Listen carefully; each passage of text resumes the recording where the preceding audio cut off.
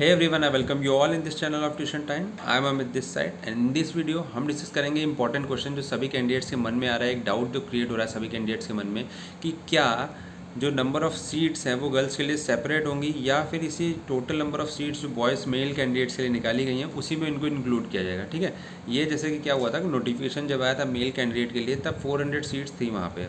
अब क्या हुआ कि जब फीमेल कैंडिडेट्स को अलाउ किया गया सुप्रीम कोर्ट के ऑर्डर पे NDA 2021 एग्जामिनेशन के लिए, तब अभी किसी भी नोटिफिकेशन में ये मेंशन नहीं है कि सीट्स वगैरह बढ़ेंगी। ठीक है, तो यहाँ पे कन्फ्यूजन क्रिएट होना जाहिर सी बात है, क्योंकि अब एक डाउट भी हो रहा है कि अगर 400 सीट्स में सबको इंक्लूड किया जाएगा तो कंपटीशन काफ़ी बढ़ जाएगा एंड इंडक्शन जो है वो ऐसे नहीं होनी चाहिए कि उसी सीट्स में सबको इंडक्शन हो। ठीक, अभी क्योंकि फिर उसमें डिवाइड करने को तो वो कर ही सकती है, ट्राई सर्विसेज जो अपने हिसाब से तो कर सकती है, लेकिन यहाँ पर जो पॉसिबिलिटी है, जो दिख रहा है पॉसिबिलिटी क्या होगा कि अलग सीट्स होंगी।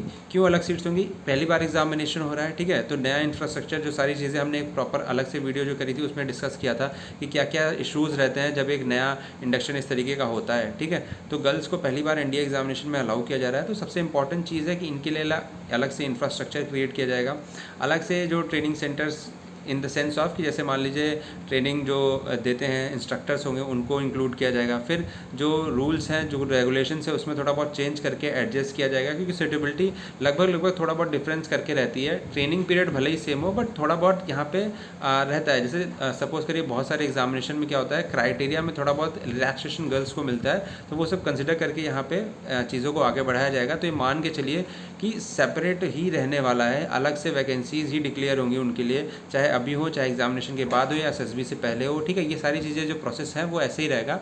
मुझे अभी नहीं लगता कि इस 400 में ही गर्ल्स को इंक्लूड किया जाएगा, क्योंकि ये जो 400 वैकेंसीज़ निकली हैं ये ट्राई सर्विसेज ने अपने हिसाब से निकाली हैं कि इतनी वैकेंसीज़ आर्मी में है, इतनी वैकेंसीज़ नेवी में है, इतनी एयरफोर्स में है, तो ये पूरा क्राइटेरिया सेट होकर निकला है। तो ये सिंपल सी बात है। ओवरऑल कंक्लूजन में मैं यही चाहता हूँ और यही होना भी चाहिए, और ये मेरे ख्याल से मोस्ट प्रोबेबिलिटी होगा भी कि गर्ल्स के लिए सेपरेट वैकेंसीज ही रहेंगी। नंबर ऑफ़ सीट्स जो होंगी वो थोड़ी बहुत बढ़ाई जाएंगी, क्योंकि ये पहली बार इंडक्शन हो रहा है। तो जाहिर सी बात है कि अब जो रेगुलर बेसिस पे नया रिक्रूटमेंट आएगा, NDA 1 2023 की बात करें या NDA 2 2023 की बात करें, उसमें सेपरेट सीट्स होंगी गर्ल्स की। फॉर एग्जांपल जैसे OTA एग्जामिनेशन CDS वाले में होता है, कंबाइंड डिफेंस सर्विसेज के एग्जामिनेशन होते हैं, IMA FA OTA INA इस तरह से रहता है, तो सबकी अलग अलग वैकेंसीज रहती हैं। ठीक है, उसमें OTA में भी गर्ल्स की वैकेंसीज अलग से स्पेसिफाइड रहती हैं। तो जब मेरिट बनती है तो उस हिसाब से कई बार आपने सुना होगा कि गर्ल्स का मेरिट आउट होना हो जाता है क्योंकि सीट बहुत कम होती है। सिमिलर एग्जाम्पल आपको देखने में मिलता है या सिमिलर केस मिलता है देखने को में FCAT में। ठीक है, FCAT में क्या होता है, नंबर ऑफ मेल वैकेंसीज अलग से डिफाइन होती है, नंबर ऑफ फीमेल वैकेंसीज अलग से डिफाइन होती हैं।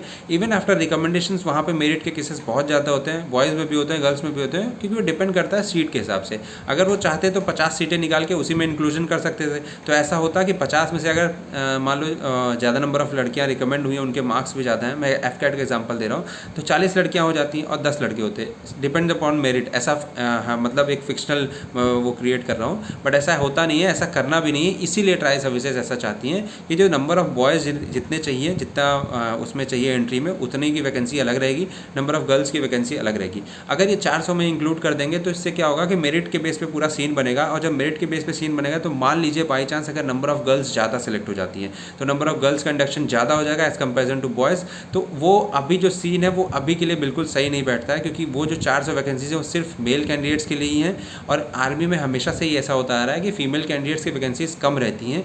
जब भी नया इंडक्शन होता है, चाहे पुराना इंडक्शन हो, उसमें वैकेंसीज हमेशा ही कम रहती हैं, बहुत ज़्यादा वैकेंसीज नहीं रहती हैं। अब देखने वाला सीन है कि क्या क्या चेंजेस आते हैं आने वाले टाइम में। वॉर फ्रंट पे इनको भेजा जाता है कि नहीं, बॉर्डर पोस्टिंग्स होती हैं कि नहीं, ये बहुत सारा एक इंटरेस्टिंग सा सीन बन चुका है जब से सुप्रीम कोर्ट ने ये अलाउ किया है कैंडिडेट्स को, फीमेल कैंडिडेट्स को एग्ज़ाम देने के लिए। और एक बहुत कह सकते हैं इंटरेस्टिंग भी है, बहुत सारे इस पर क्वेश्चन भी हैं, क्रिटिसिज्म भी है, सब कुछ देखने को मिलने वाला है आने वाले टाइम में। तो ये कह सकते हैं इस बार पूरा एकदम से चेंज ही हो गया है। देखते हैं इसमें क्या क्या चीज़ें निकल के आती हैं। अभी तो सुप्रीम कोर्ट ने कह दिया तो गवर्नमेंट ने मान लिया है, ट्राई सर्विसेज डिफेंस पे सब ने अपनी तरफ से पूरी कोशिश करी है एग्ज़ाम को कंडक्ट कराने की, और एग्ज़ाम होगा उसी टाइम पे होगा, एग्ज़ाम की डेट चेंज नहीं होगी। और जैसा कि आप देख रहे हो फॉर्म फिलिंग स्टार्ट हो गई, तो जिन भी लोगों ने फॉर्म फिल नहीं किया वो जाके फॉर्म फिल कर दें। किससे क्या होगा, सेंटर आपके पास ही मिलेगा, क्योंकि अब उनको सेंटर्स भी बढ़ाने हैं। तो UPSC तो काम कर सकती है, क्योंकि जिस तरीके से UPSC 15-20 दिन में रिजल्ट निकाल सकती है, तो वो ये काम भी कर सकती है।